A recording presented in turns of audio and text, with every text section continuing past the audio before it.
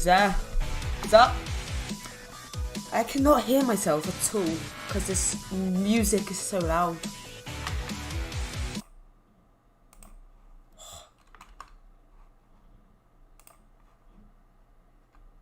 There you go. Let's kick off it again. There you go. Good, right? We don't go through this. Don't pre-show. There you go. Hi everyone. Welcome. You might be wondering, this is a different format. For the start, it's a stream format. I have it on private. I don't know if people can see it. If they can, and whoa. If they can't, then main story is I'm rushing this. So I'm gonna basically stream it in a way, kinda. So it's all ready. So I don't have to go and spend time editing it and all that. So it might be a little clunky. There's gonna be some times when it's just pure silence. If I cough, I can't try to cut it out. There's no promo stuff. There's no match cards.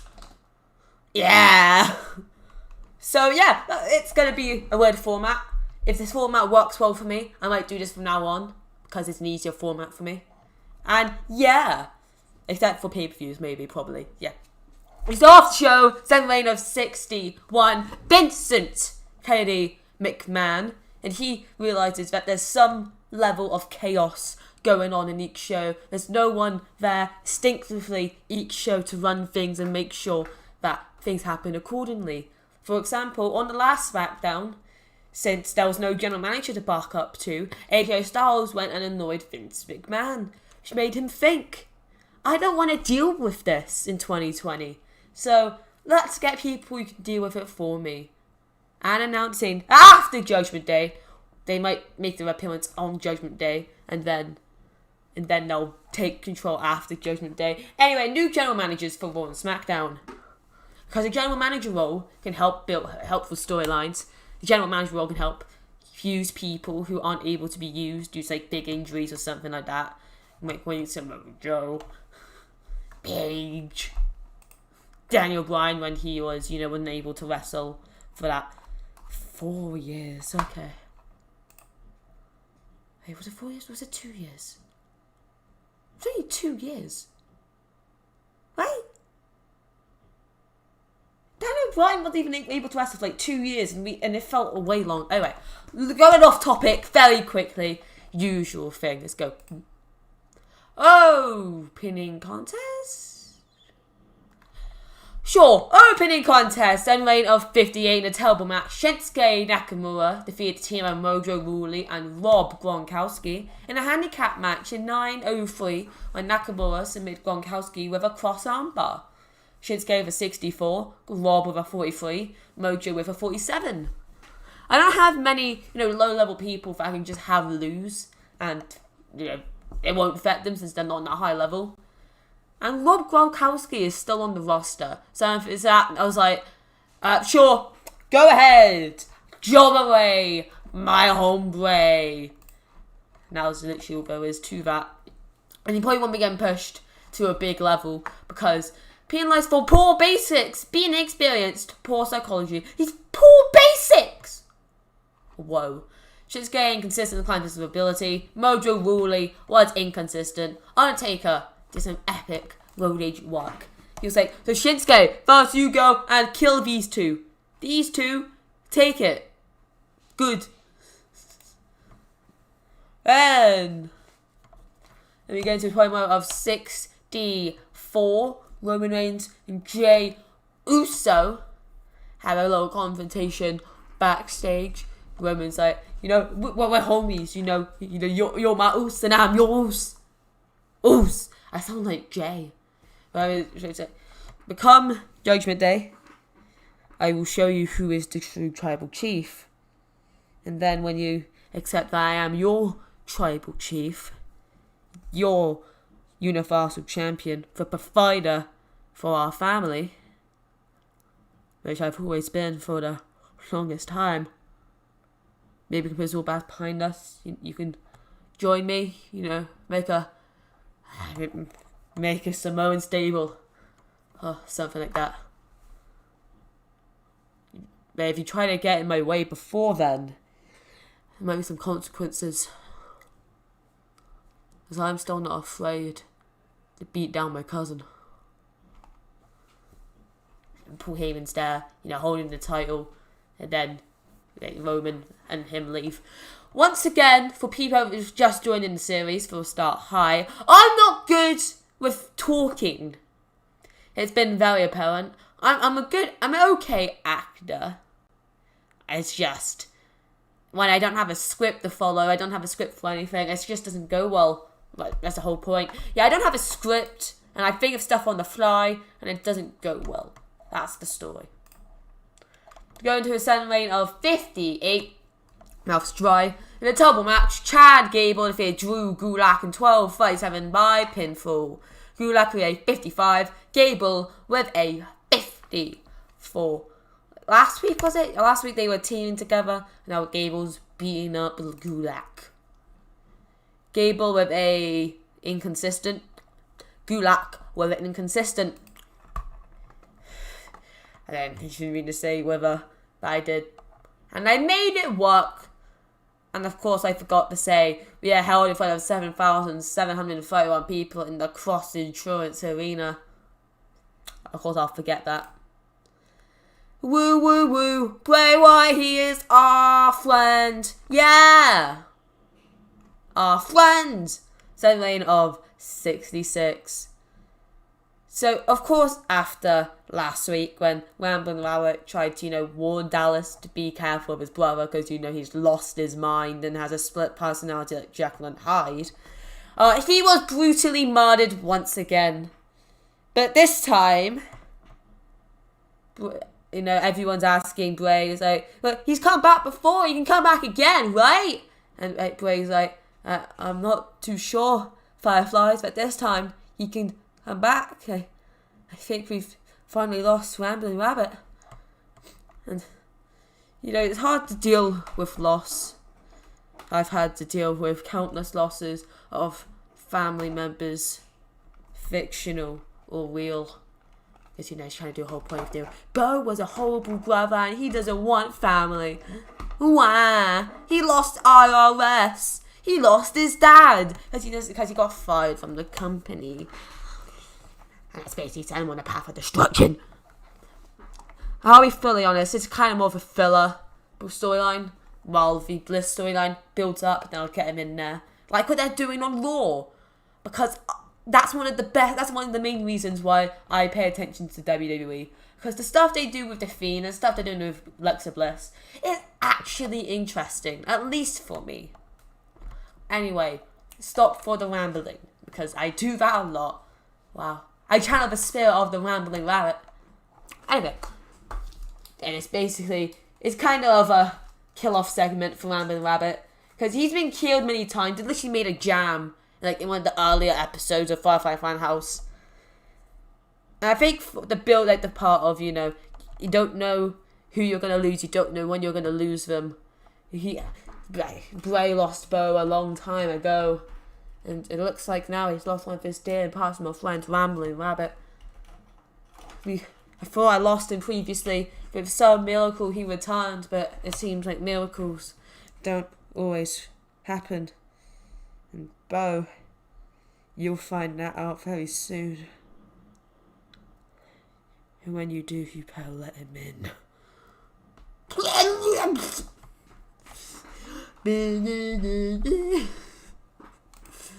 Why do they do that? Anyway, speaking of Alexa Bliss from a minute ago, 7 reign of 61. Nikki Cross, I think this is before her match. Before her match or Alexa match, she's very concerned. It's Alexa, and I don't know, try that. Alexa, I don't know what's wrong with you. You're changing. You've changed. You can't see it. You're super cheery 1 minute, the next minute you're possessed and you want to beat the other crap out of someone. I just don't understand what's wrong with you. And I just want to help because I'm your friend. And I think you need to see a therapist or someone or something that can help you to get better. And Alexis Bliss is going to start talking. He said, well, I don't know what you're talking about. She's like, very chill. He's like, I don't know what you're talking about. It's like, no, I don't think you should say anything. It's just going to reinforce those opinions. And then she walks off, either leaving Alexa get ready for a match or Nikki Cross going off to her match, depending on what match is next. Hey, Alexa Bliss. So Alexa Bliss then goes out. Tamina, 7-51. Alexa Bliss, she comes out and you can see the face. She looks chilly, but you can see behind the eyes, she's blank and emotions, blank and cold. And she looks very chilly. He's like, yeah, I'm going to win. I'm going to be the very best. She's just kind of acting like she did when she first joined the WWE company. Not as a rosebud, but as like a fairy princess type thing. It's kind of ended like that, but referencing, the beginning of a WWE singles career, before the Blake and Murphy, before the cool up, before the success, before the downfall, kind of a little bit, before the team with Nikki Cross, and before this. And during all of this, she starts off, super cheery, he's like being very friendly, and then the lights start to flicker. You can hear the faint laugh of Wyatt. Alexa Bliss is down. Tamina, she's in the corner. It's only like 2 minutes in. And then Alexa gets up onto her knees. The dead, cold expression. She gets up. Tamina starts running towards her. Alexa Bliss turns around and quickly catches her with a sister, Abigail. And then starts wailing in punches. The ref will count 1, 2, 3, 4. She'll get pulled off, and then she just stares with anger at the referee. The referee, thinking he's going to get attacked, he bounces, gets out of the ring. Tamina slowly starts to crawl up, grabs the ropes, crawling the ropes, trying to get up to her feet. Alexa Bliss jumps her, beats her down even more, picks her up, hits a second sister, Abigail, and then gets 2 fingers and locks in the mandible claw and wrenches it in deeper and deeper, adds a 3rd finger, a 4th finger, pushing it in. Tamina passes out, she can't continue. Passes out, referee calls for the bell, and Alexa Bliss just holds it in. 2 referees have to come, drag her off. She's staring with an half anger. It's angry but dead and expressionless. She just stares at Tamina before rolling out. She holds her head. The lights start flickering. And then they go out. They come back on. She's gone. What? Whoa. That's how you change the expression and the mood. Penalised, poor psychology, inconsistent, client liability. That's why I'm not pushing you, Tamina. Oh, speaking of Nikki Cross from earlier, who was her match to? Segment rating of 63 in a poor match. Nikki Cross defeats Mandy Rose in 14-19 by pinfall with the Perfect Storm semi-final match. She goes on to the finals to face either Naomi or Sasha Banks. Mandy Rose with a 55, Nikki Cross with a 61. Oh, it's been good work at ringside. You might realise that Heavy Machinery and Mandy Rose aren't doing the best. I do have maybe plans for them in the future. Because, it's still crazy. I'm going to go a little bit of a tangent. It's still crazy that WrestleMania 36, the most built up storyline from that was Dolph Ziggler versus Otis. That just baffles me. Oh, that was the most interesting, most built storyline with the most intrigue. I didn't even check the dirt sheets on that.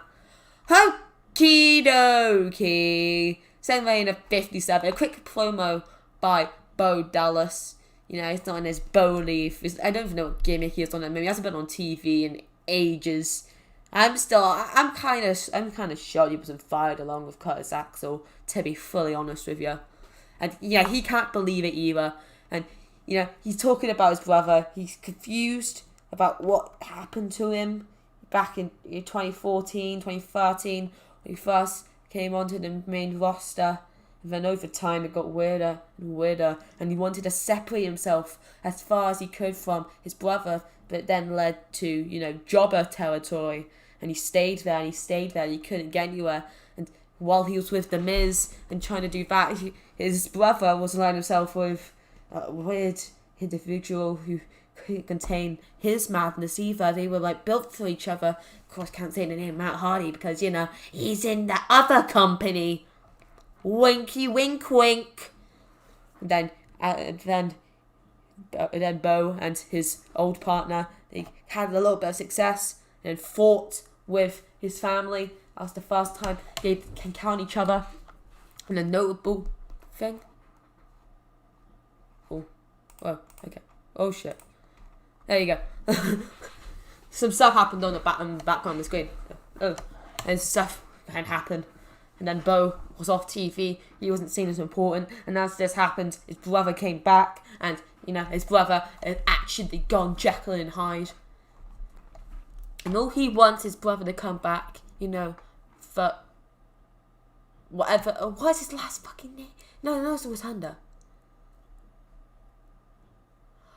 But for the sake of me not knowing the first name of Bray Wyatt, we're going to call him Husky. Because, you know, Husky House. Husky Rotunda. I just want my brother back. And I don't know how, but I'm going to try. And he's going to try. Same lane of 55. Yeah. Tamina, she's recuperating her back. She looks beaten. Not like injured beaten, but, you know, she has an ice pack on her neck. And then the lights start flickering, you know, in the medical room. She's like, what the hell?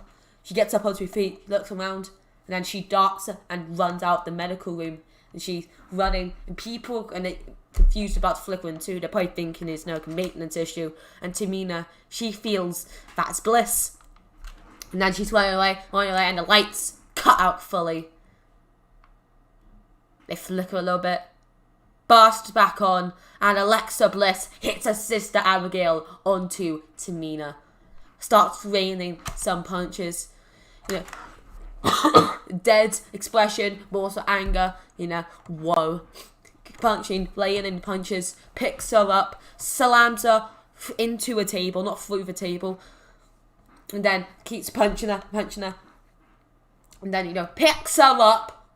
I hope she has that strength. Picks her up and slams her through the table. And then, you know, she holds her head's on her, and then Alexa Bliss collapses to the flound. Flound.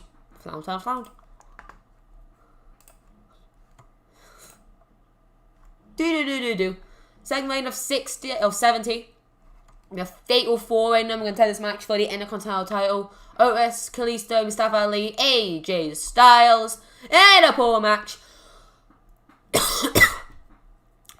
There you go, drink. I should have a drink for these recordings, shouldn't I? AJ Styles defeats Kalisto, Ali, and Otis in 17-15 when Styles pins Kalisto with a spiral tap. What the fuck's that? Get carried. Otis with a 60. Otis with a 60, wow. Kalisto with a 53. Ali with a 53. Styles with a 78. I need to put my cough a lot. Styles declined physical ability. We knew that. And then post-match, you know, he tapped out Kalisto. Thought it was going to be a pin for Styles Clash. But then, you know, he spelled mistake. Well, anyway, he starts, you know, sending a message to Jeff Hardy, starts attacking Kalisto. You know, just seems like, you know, a way to tell Hardy, he's like, you better be careful. And then Jeff Hardy runs out and tries to make it safe. No, he's running, he slides in. And then Styles quickly gets up. It was a trap, and he hoofs Jeff Hardy in the knackers. He channels the spirit of Shinsuke Nakamura and hoofs him. And then, you know, attacks Jeff Hardy, aiming for the leg. Because, you know, the leg. Remember that? 10-62. I feel way behind now. You know, we're in mid-October. And I'm on a 5 week September. it kind of also incites about, it's its own universe. But not what I wanted to happen technically. Never knew.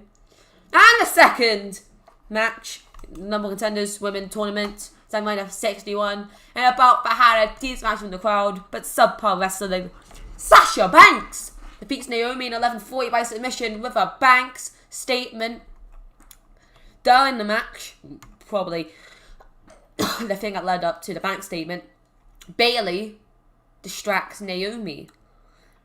Now you have to remember the fact that Bayley is still the champ. If Sasha wins, it would be Bayley versus Sasha like Judgment Day. Sasha pulled up the fact that, Sasha would just, let Bayley win. And Bayley, she has a feeling that, Sasha at one point will betray her. But she saw something, she imagined something, and she feels that Sasha is not at that point yet where she's thinking about taking her down. Bayley, she's not dumb. She knows at one point Sasha's going to go and try to take advantage, take the title. But Bayley could feel it that she's not at that point yet. And she wants to use Sasha as much as she can until that starts happening. And that starts with giving Sasha an easy way into the finals. Sasha with a 63, Naomi with a 54. Inconsistent by Sasha. Stamina for Naomi. Main event time. Second lane of 73. After last week when Roman speared Sheamus. Sheamus got King Corbin. Because, Corbin was also upset for Jay, so it's just added to that match. And when we created the tag match. And then keep making it in a big way. Because it starts off with Jey Uso against these two. Roman Reigns, at first, wasn't there. He wasn't there at the beginning of the matchup. So Jey Uso, he's doing what he did when they fasted that tag match. He is carrying his own in the handicap match. There are big times where, he gets beaten down a lot. And then he fights back. He almost gets the fall on King Corbin after a super kick. Sheamus tries to slide in. He ducks a blow kick into another super kick. Takes Sheamus out of the ring. And he gets a close 2-fall on Corbin. Later on during the matchup, before Roman's interaction, Big E comes down and takes Sheamus out of the equation. Big Woe from the Shamo. He takes him down first. Doesn't fully take him out of the match yet. So Big E, he comes in, he takes Sheamus off the apron and hits a big slam. I was going to say spear, but that wouldn't fully work well. Especially because you're Roman, it won't be like, I'm the tribal team with the spear. So I'm not going to go with that at the moment. So backtrack a little bit more. Not a bit more, fast forward a little bit more. Roman, he finally makes his way down with Paul Heyman. He runs it, he walks in, gets onto the apron. Jey Uso, he goes into the corner. He doesn't go to tag Roman. He doesn't fully realize that Roman's there yet. He just stumbles back into the corner. Roman tags himself in. Uso hasn't realized it. He gets onto the second rope, goes and hits a giant splash. And Roman gets in and he waits in the corner. And he's just sitting there and staring at Uso. Jey Uso, he gets up on one knee. He looks back and he sees Roman staring at him. He's in one phase thinking, about time you showed up. At the same time, he's thinking, he's going to try something, isn't he? Well, and that's what you think he's going to do. That's what you used to think he's going to do.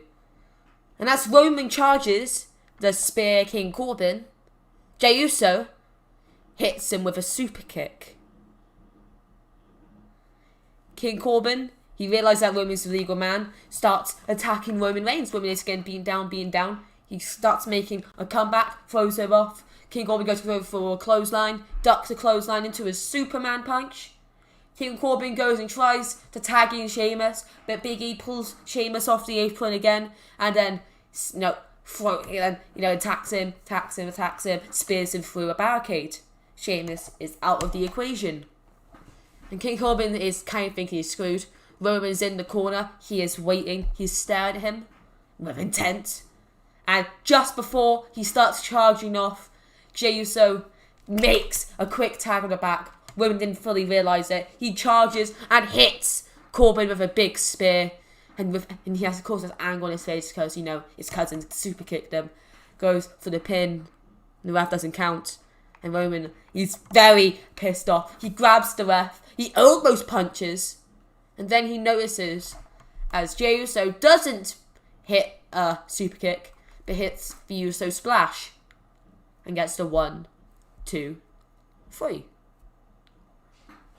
Jey Uso with a 63, Roman with a 77, Sheamus with a 60, Corbin with a 65.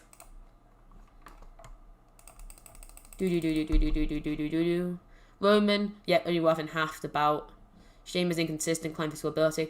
Roman joined in the third quarter, but I didn't want to fully. I didn't want him to put joined in late near the end because then it wouldn't work as much.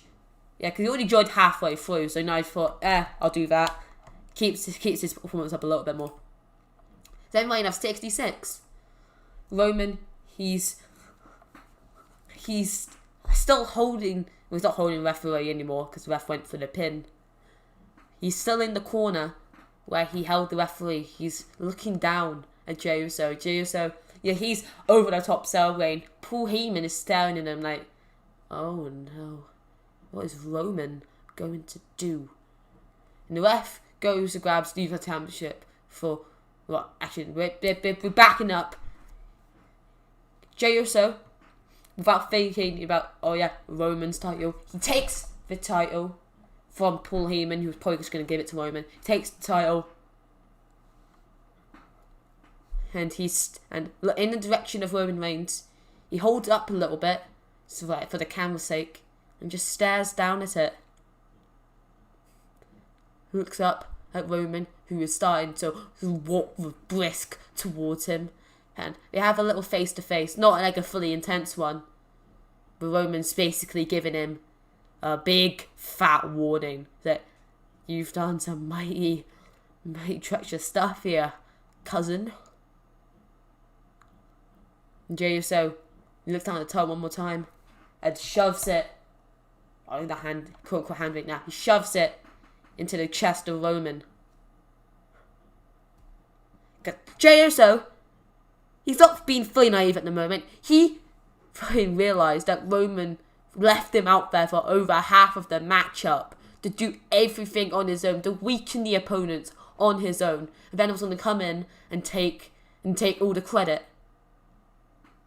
Jey Uso originally thought Roman was going to spear him, but either way, stopped Roman from stealing the win. Still for his team, stealing the win, taking all the credit.